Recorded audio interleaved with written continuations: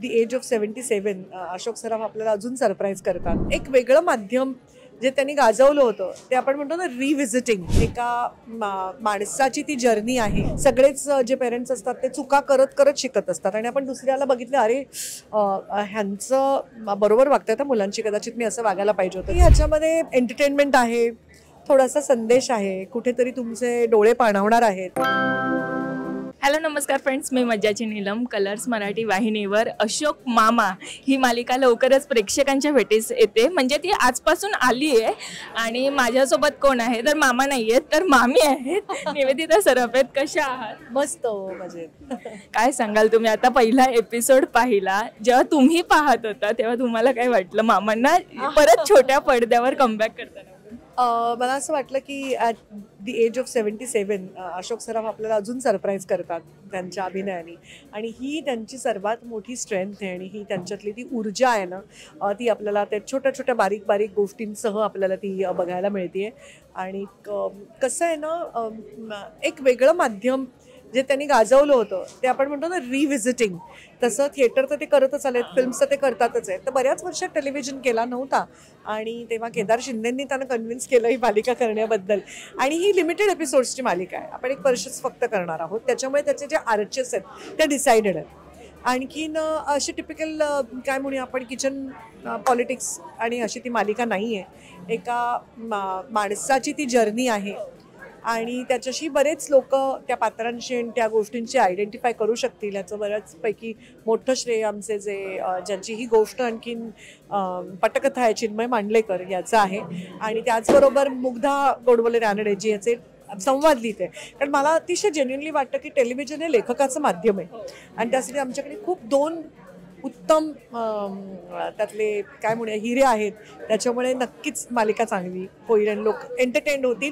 काहीतरी थोडंसं शिकायला पण मिळेल, काहीतरी थोडासा संदेश पण मिळेल आणि एंटरटेनमेंट पण होईल, असं दोन्ही होतील. पण आम्ही नेहमी बघतो मामांची तुम्ही काळजी घेत असता. जेव्हा ठरवलं की आता ही मालिका करायची तर एक काळजीचा भाग म्हणून की कसं हे सगळं ठरवलं की करूयात आपण आता ही मालिका, तुम्ही कसा होकार दिला त्यांच्यासाठी? नाही म्हणजे कसं, बेसिकली लिमिटेड एपिसोडची मालिका आहे. दुसरं आपण थोडंसं त्याचं चांगल्यापैकी बँकिंग ठेवू, त्यामुळे त्यांना प्रेशराईज केलं जाणार नाही.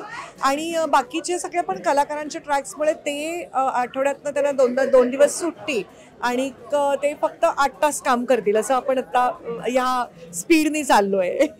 पण आम्ही मालिकेत पाहिलं की पोरं येत नाही म्हणून कुठेतरी ते दुखावले जातात. आता अनिकेत लांब आहे पण तोही प्रत्येक वेळेस येऊ शकत नाही, तेव्हा आई बाबा म्हणून त्या भावना येतात. हो ना, नक्कीच येतात. तेच कुठेतरी त्याचं प्रतिबिंब त्याच्यात उमटलं असेल कदाचित.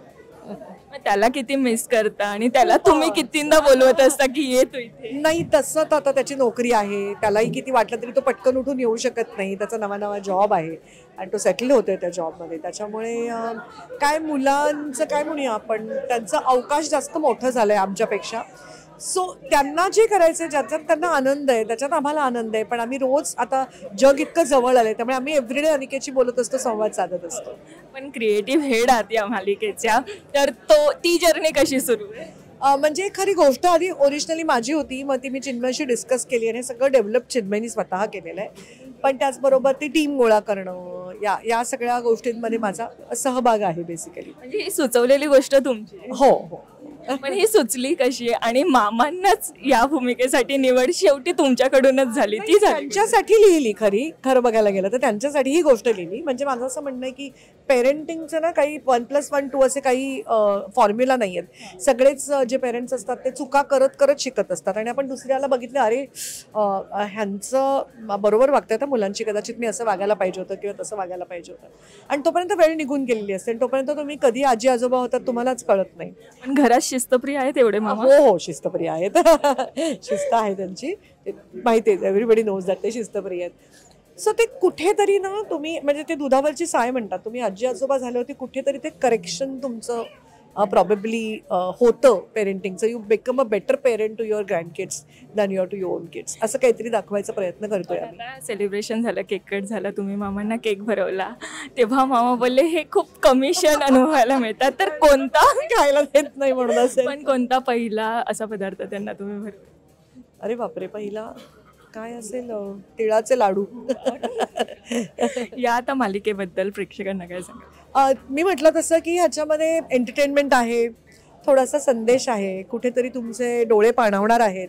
अशा सगळं आपलं आयुष्य कसं सगळ्या इमोशन्सचा एक कोलाज असतो, तसंच वेगवेगळ्या, म्हणजे ही काही कॉमेडी नाही आहे, ट्रॅजेडी नाही आहे, ही कशी स्लाइस ऑफ लाईफ वेगवेगळ्या इमोशन्सनी नटलेली अशी ही मालिका आहे. थँक्यू सो मच आणि all the very best. Thank you very much. Marathi चित्रपटसृष्टीमधील latest update, original web series, shows, गाणी आणि एंटरटेनमेंटसाठी आमच्या चॅनलला सबस्क्राईब करा आणि बेल आयकन दाबायला विसरू नका.